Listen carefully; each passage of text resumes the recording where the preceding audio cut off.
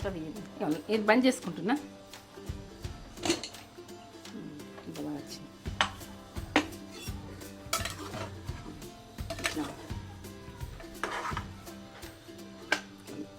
ఇప్పుడు కలుపుకొని తింటట్టు.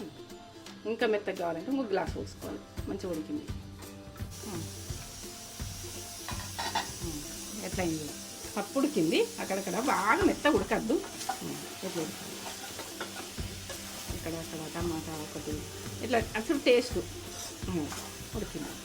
ఇంత ఉడికింది. తోటకూర పప్పు. తోటకూర ఇంత బాగా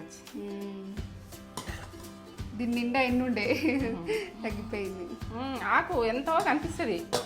ఇష్ట అయ్యేటట్టు కనిపిస్తుంది ఆకు. ఇంత ఆక అని వస్తుంది. సూపరే. Excellent taste. బా